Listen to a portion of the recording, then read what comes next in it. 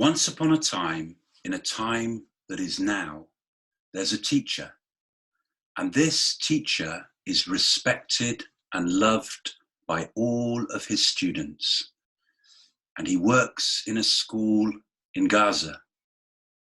And this teacher knows a lot about English grammar. He knows how to teach the present perfect continuous.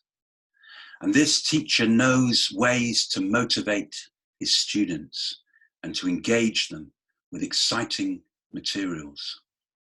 But above all, this teacher has a skill which makes him unique. This teacher knows how to tell stories. And every day when the students come with problems, maybe one of them feels lonely, maybe one of them is being bullied, maybe one of them cannot understand the present perfect continuous, this teacher can tell a story that can help to solve the problem. And one day, one of this teacher's students, whose name was Salim, he came to the teacher and he said, "Teacher, I don't understand it. How do you know so many stories to solve all of our problems?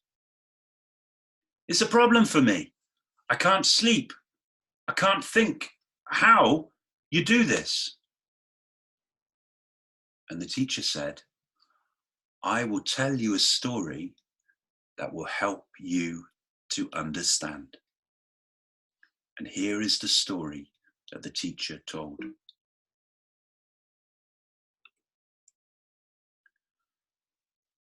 Long, long ago, 1,000 years ago, in Gaza, there was a boy whose name was also Salim. And Salim used to sit on the beach every day and stare out at the sun. And when he stared at the sun, he thought of things, and ideas came into his mind, and stories came into his mind. And his mind began to fly, and he started to wonder, and he started to use his imagination. And one day, his father came to him on the beach, and he was angry. And he said to his son, "You just sit here all day and stare at the sun. What's wrong with you? Don't you know that Jerusalem is no longer free? Jerusalem has been taken by kings and leaders from European countries. They have come and they have taken Jerusalem. Jerusalem is not free, and we must go and fight to liberate Jerusalem." Well, Salim didn't really know how to fight. He just knew how to use his mind and to think and to wonder and to use his imagination. But his father handed him a bow and he handed him some arrows. And he said, "Go to Jerusalem and fight to liberate Jerusalem for all of us." So Salim set off. Now, his father didn't really know this, but Salim didn't actually know how to use a bow and arrow. He knew nothing about that. He wasn't a fighter. And he walked for many days. And he thought, what am I going to do? How can I fire a bow and arrow? How can I fight to defend Jerusalem when I don't even know how to use a bow and arrow? And he was walking through the beautiful Palestinian hills. He suddenly saw a fence in front of him. And on that fence were 11 targets. And in each of those targets was an arrow right in the center of the target. And Salim thought, wow, this is somebody who knows how to fire a bow and arrow. Maybe they could teach me so I can go to Jerusalem and fight and defend Jerusalem. And as he got closer, he saw how right in the center each arrow was. And then Salim saw an old man. And the old man was standing there with his bow and his arrow. And Salim said, "Did you do this? Are you the person who fired these arrows into these targets?" "I am," said the old man. "Then teach me, please," said Salim. "Teach me so that I can go to Jerusalem and liberate Jerusalem." And so the old man said, "It's like this. Watch and learn."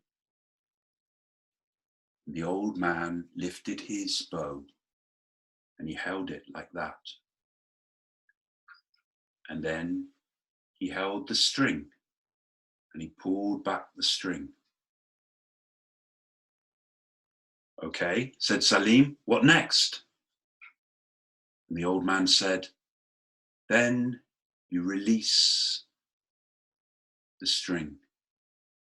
And as the arrow flies towards the fence, you send with it all of your hopes, all of your dreams, all of your power of imagination. And when the arrow hits the fence, you take this bucket of paint and this paintbrush and you paint the target around the arrow. It's perfect. This way you never lose." And Salim started to laugh. And he started to think. And he turned round and he started to walk back to his home in Gaza. And he went back to the beach. And the sun was starting to set again. And as the sun was starting to set, he stared out at the beach. And then his father came back. And his father said, "Salim, what are you doing? Salim, I told you to go to Jerusalem and fight for us to liberate Jerusalem. What's going on? Why are you here?"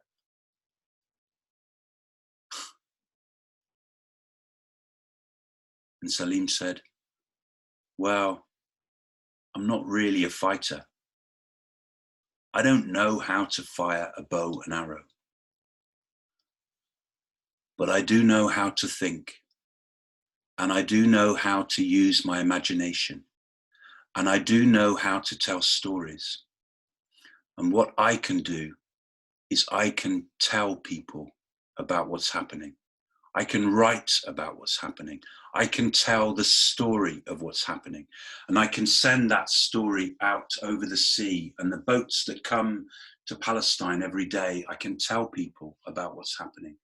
And I can tell it in a way that they are going to understand and they are going to feel it in their hearts. That is my strength. That is my power. The pen is mightier than the sword.